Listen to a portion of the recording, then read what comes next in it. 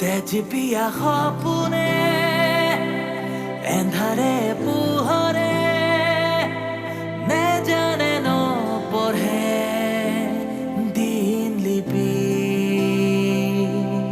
আধৰুৱা মৰমে নুশুনে নুবুজে অবুজে কাহিনী শ্ৰুত লিপি ৰঙা মদাৰৰ দৰে বাৰে বাৰে তেজে তেজে বৈ বৈ হাঁহে কান্দে অলকানন্দা অলকানন্দা অলকানন্দা বয়ে থাকা অলকানন্দা অলকানন্দা অলকানন্দা বয়ে থাকা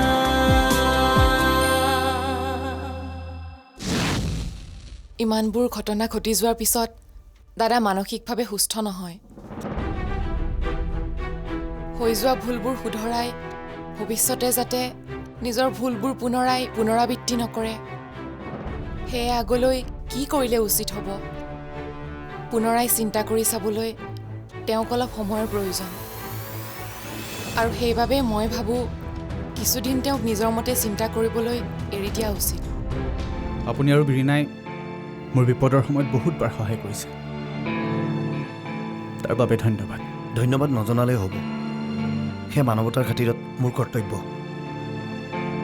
তাতে বিৰিনাৰ সুখৰ প্ৰশ্নও জড়িত হৈ আছে।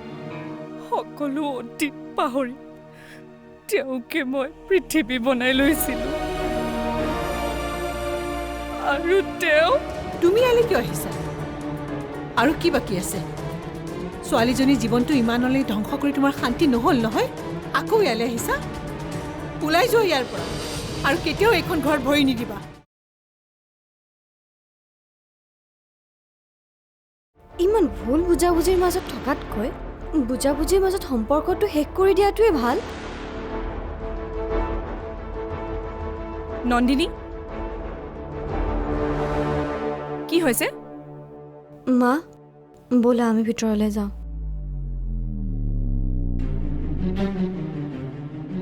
প্লিজ মা ব'লা আমি ভিতৰলৈ যাওঁ।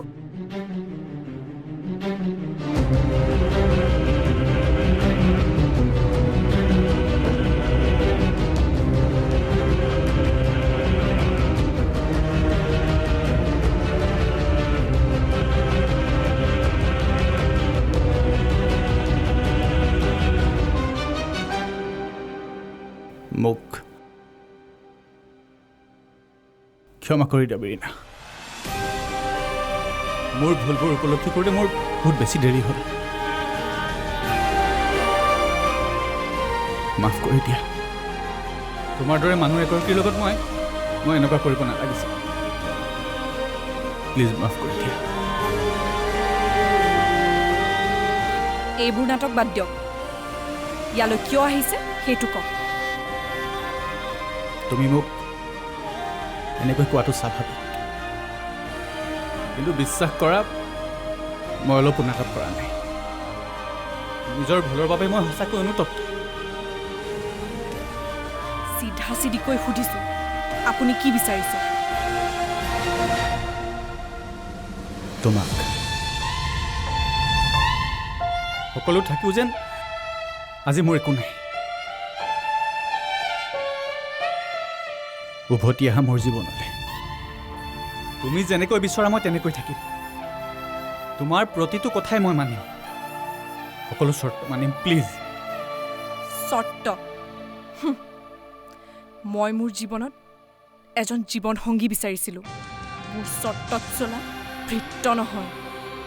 যি সম্পৰ্কত বান্ধ খাই এগৰাকী নাৰীয়ে নিজৰ সকলোবোৰ নিস্বাৰ্থভাৱে এজন পুৰুষৰ হাতত সঁপি দিয়ে, আৰু সেই পুৰুষজনৰ লগতে ভৱিষ্যতৰ সপোন দেখে, সেই সম্পৰ্কৰ মূল্য অৰ্থ আপুনি একো বুজিয়ে নাপালে।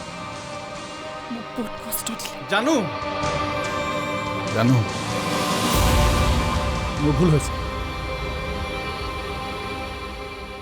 পৰিস্থিতিৰ বাধ্যত পৰি মই ভুল শুদ্ধ বিচাৰ কৰিব পৰা নাছিলোঁ, কিন্তু এটা সুযোগ দিয়া, এবাৰতো মাফ কৰি দিয়া। ক্ষমা কৰি দিলেই জানো সকলোবোৰ সলনি হৈ যাব? আপোনাৰ জীৱনৰ পৰা প্ৰিয়ংকা আৰু প্ৰথমাৰ অস্তিত্ব জানো মুচি যাব? যিগৰাকী নাৰীয়ে টকাৰ বাবে মোক আনৰ হাতত বিক্ৰী কৰিবলৈ কুণ্ঠাবোধ নকৰিলে, প্ৰেম ভাল পোৱা কি এতিয়া মই ভালকৈ বুজি পোৱাৰ পাছত আকৌ সেইজনী প্ৰিয়ংকাৰ ওচৰলৈ মই কেনেকৈ যাম? মই গ'লেও কেতিয়াও সুখী হ'ব নোৱাৰিম। মই অকল তোমাকে বিচাৰোঁ। আপুনিতো মানুহ, কোনো নিৰ্জীৱ বস্তু নহয়। আপুনি বিক্ৰী হ'বলৈ সন্মতি দিছিল বাবেইতো আপোনাক বিক্ৰী কৰিব পাৰিছিল। প্ৰিয়ংকা যিমান দোষী, তাতোতকৈ বেছি আপুনি অপৰাধী। হাত জোৰ কৰিছোঁ, আপুনি ইয়াৰ পৰা আঁতৰ হওক। মোৰ ক'বলগীয়াখিনি মই আপোনাক ক'লোঁ। মোৰ পৰা আৰু আপুনি একো আশা কৰিব নালাগে। এতিয়া আপুনি যাব।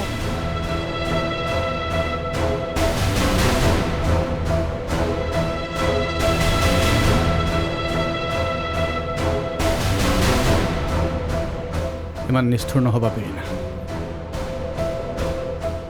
এবাৰতো বুজিবলৈ চেষ্টা কৰা।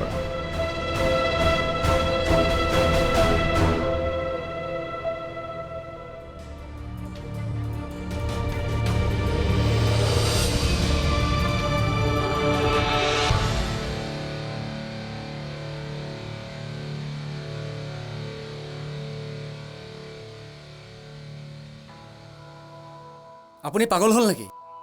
গাড়ীৰ আগত আহি পৰিছে যে। কিয় বচালে মোক? মৰি যাবলৈ দিব লাগিছিল মোক। মই এনেকৈ জীয়াই থাকিব বিচৰাই নাই।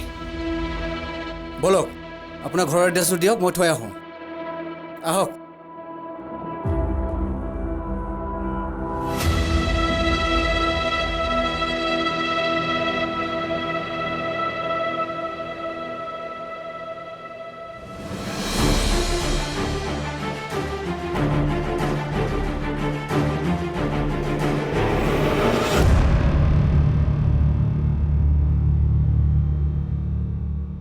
হেৰি, বোৱাৰীয়ে ঘৰ এৰি গুচি যোৱা কথা কৈছে। হেৰি, মই কি কৈছোঁ শুনিছেনে নাই? বোৱাৰীয়ে ঘৰ এৰি গুচি যোৱা কথা কৈছে। তাইক আপুনি বুজাবচোন। মোক এইবিলাক কথা কিয় ক'বলৈ আহিছা? আমি গম নোপোৱাকৈ তেওঁৰ সন্তান 5 বছৰীয়া হ'ল। গতিকে তেওঁৰ অন্তৰত আমাৰ প্ৰতি কি ভাৱ আছে মোৰ জনা আছে। আৰু মানুহে নিজৰ স্বাৰ্থত কথা কৈ থাকিলে মোৰ খং উঠে। তোমাৰ বোৱাৰীক তুমি আবদাৰ কৰি থাকা, এইবিলাক কথা মোৰ আগত কৈ নাথাকিবা। বৰুণৰ অৱস্থা ইমান ঠিক নহয়। কিয়? কি হৈছে তাৰ? আৰু আপুনি বৰুণক ক'ত লগ পালে? বৰুণ ভাইটিৰ লগত আছে। ঘৰলৈ যাবলৈ মন নকৰে। নিজৰ ভুলবোৰৰ বাবে সি সঁচাকৈ অনুতপ্ত। আজি মই হাৰি গৈছোঁ। নিজৰ ওচৰতে বৰ বেয়াকৈ হাৰি গৈছোঁ।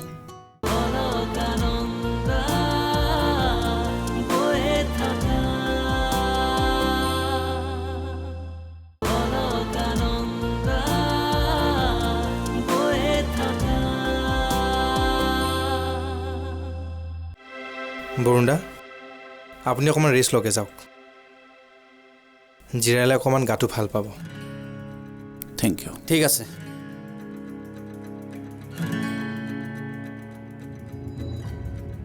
দাদা, মানুহজনক অলপ চাব দেই, মই আহিছোঁ। হয়, যাব। কি হ'ল ভাইটি? দাদা, সেই মানুহজন গ'ল যে দেখিলিনে? তেখেত নহ'লে আজি বৰুণ দাই মৃত্যুৰ মুখত পৰিলেহেঁতেন। তই এটা কাম কৰচোন, ব্ৰীণা বাক এবাৰ খবৰটো দে। দিনে দিনে বৰুণ দাই মানসিকভাৱে দুৰ্বল হৈ পৰিছে। ঠিক আছে, তই বৰুণৰ লগত থাক, মই আহি আছোঁ।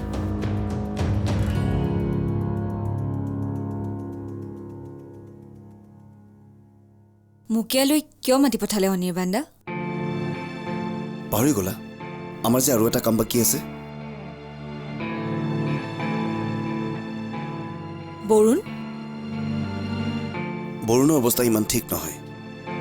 কিয় কি হৈছে তাৰ? আৰু আপুনি বৰুণক ক'ত লগ পালে? বৰুণ ভাইটিৰ লগত আছে। ঘৰলৈ যাবলৈ মন নকৰে। নিজৰ ভুলবোৰৰ বাবে সি সঁচাকৈ অনুতপ্ত। এই পৰিস্থিতিত বৰুণৰ ওচৰত বীৰেণা থকাটো খুবেই প্ৰয়োজন। নহ'লে লাহে লাহে বৰুণে যেন মানসিক ভাৰসাম্য হেৰুৱাই পেলাব। ইয়াত আমি কি কৰিব পাৰোঁ কওকচোন? বীৰেণাক তুমি বুজাব লাগিব। কিন্তু তাই মোৰ কথা মানিব জানো? মানিব, কিয় নামানিব? কেৱল তাইক তুমি বুজাব জানিব লাগিব। মই কেনেকৈ বুজাম তাইক? বৰুণৰ জীৱন বচাবলৈ বীৰেণাই কিমান কষ্ট কৰিলে, কিমান ৰিস্ক ল'লে। কেৱল তেওঁৰ স্বাভিমানৰ বাবে যদি সেইজন বৰুণৰ কিবা হয়, তেনেহ'লে নিজকে ক্ষমা কৰিব পাৰিব? নোৱাৰে। তাই বহুত কষ্ট পাব। বাছ সেইখিনি কথাই তুমি বীৰেণাক অনুভৱ কৰাব লাগে। তেওঁ নিশ্চয় নিজৰ সিদ্ধান্ত সলনি কৰিব। ঠিক আছে, মই চেষ্টা কৰিম। বাৰু মই আপোনাক এটা কথা সুধোঁ? সোধা। আপুনি সদায় বীৰেণাৰ কথাই ভাবি থাকিবনে, নে নিজৰ জীৱনৰ কথাও কেতিয়াবা চিন্তা কৰিব? বৰুণ দা, ৰাতিপুৱাৰ পৰা একো এটা খোৱা নাই, ব'লক কিবা এটা খাই ল'ব।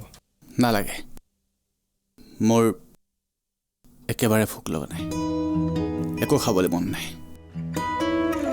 এনেকৈ হ'লে কেনেকৈ চলিব? আপোনাৰ গা বেয়া নহ'ব জানো? এনেও মোৰ জীয়াই থকাৰ ইচ্ছা নাই।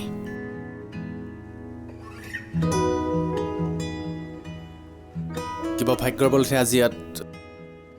সেইবোৰ কথা ভাবিব নাপায়। আপুনি ইমান সহজে ভাগি পৰিলে কেনেকৈ হ'ব? ভাগি পৰা নাই।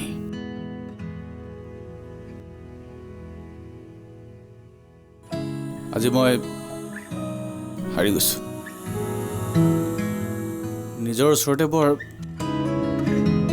বেয়াকৈ হাৰি গৈছো। জীৱনটো এনেকুৱাই, সমস্যা আহেই। আমি যদি ইমান সহজতে হাৰ মানো, সমস্যাবোৰ কেনেকৈ সমাধান হ'ব? আৰু এটা কথা, আপুনি কৰা ভুলবোৰ চাই বীৰেণা বাই কৰা ব্যৱহাৰবোৰ তেনেই স্বাভাৱিক।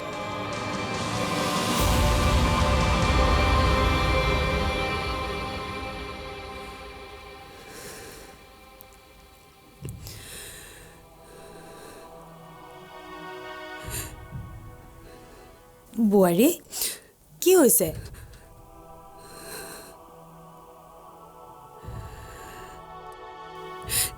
মা, মাইনাৰ জেদবোৰ দিনে দিনে বাঢ়ি গৈছে। দুদিন ধৰি তাই একো এটা খাবলৈ ইচ্ছা কৰা নাই। দিয়া, মোক দিয়া, ময়ে তাইক খুৱাই দিম। লাভ নাই মা। তাই আজিকালি যিবোৰ প্ৰশ্ন কৰিবলৈ লৈছে, মোৰ ভয়ে লাগিছে। তাই মোক সুধিছে, পাপা ক'ত? ঘৰলৈ কিয় অহা নাই? আৰু কি সুধিছে জানে মা? পাপাই আমাক এৰি গুচি গৈছে নেকি?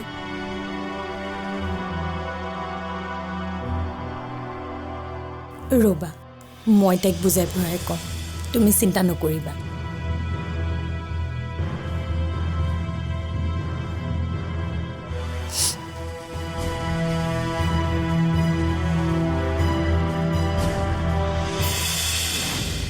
কি যে কৰিম ভাবি চিন্তি একো উপায় পোৱা নাই। মই বাৰে বাৰে আপোনাক অনুৰোধ কৰিছিলোঁ প্ৰিয়ংকাক ক্ষমা কৰি দিবলৈ। আপুনিহে মোৰ কথা অলপো গুৰুত্ব নিদিলে। অন্য নহ'লেও ছোৱালীজনীৰ কাৰণে আমি সকলোবোৰ পাহৰি যাব লাগিছিল। দাদা, মই তোক কথা এটা সুধোঁ, তই বেয়া নাপাবি। তই বৰুণদাৰ আগত কিবা আনইজি ফিল কৰ নেকি?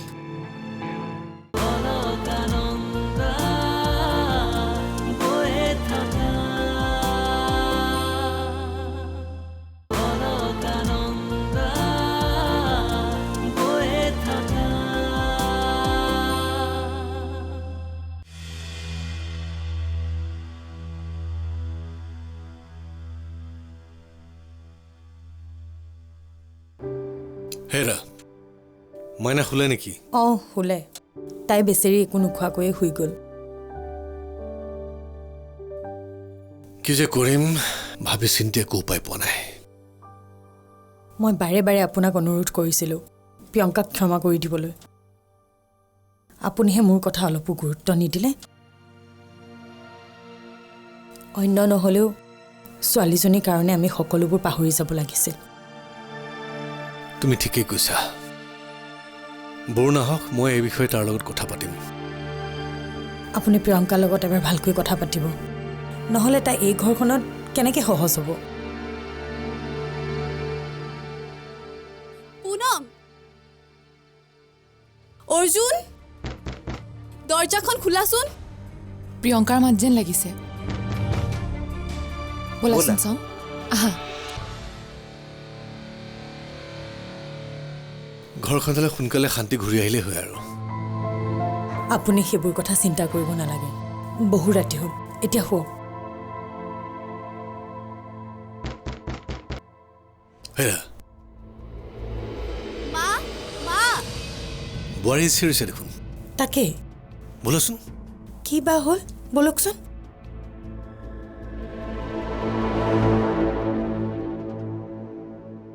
কি হ'ল বোৱাৰী? তুমি মাতিছিলা যে? মা, মাইনাৰ বহুত জ্বৰ উঠিছে, ভ্ৰম বকিছে। তাইক সোনকালে হস্পিটাললৈ নিব লাগিব। কেতিয়াৰ পৰা? আধা ঘণ্টামান হ'ল। কোৱা নাই আমাক। বলকচোন। আপুনি আমাক মাতিছিলে? অঁ, মই তোমালোকক মাতিবলৈ গৈছিলোঁ, কিন্তু তোমালোক নুঠা দেখি মই মাহঁতকে মাতিলোঁ। কি হৈছে? মাইনাৰ বহুত গা বেয়া হৈছে, জ্বৰ মূৰত উঠিছে। তাইক হস্পিটাল নিবই লাগিব। ঠিক আছে বৌ, তুমি মাইনাক লৈ আনা, মই গাড়ী উলিয়াওঁ। অঁ।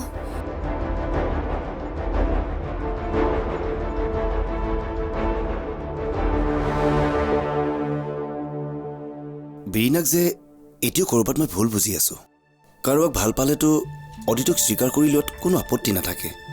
তেনেস্থলত বৰুণ ইমান সলনি হোৱাৰ পিছতো, বীৰিনাক পাগলৰ দৰে ভাল পোৱাৰ পিছতো কিয় বৰুণক আঁকোৱালি ল'ব পৰা নাই?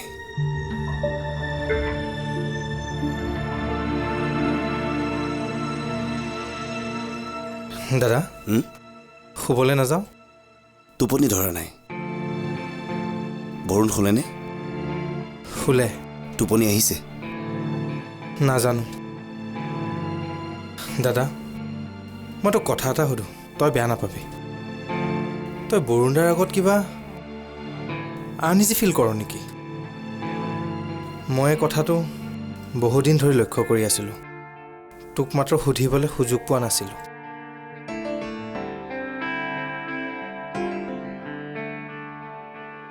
কথাটো মিছা নহয়।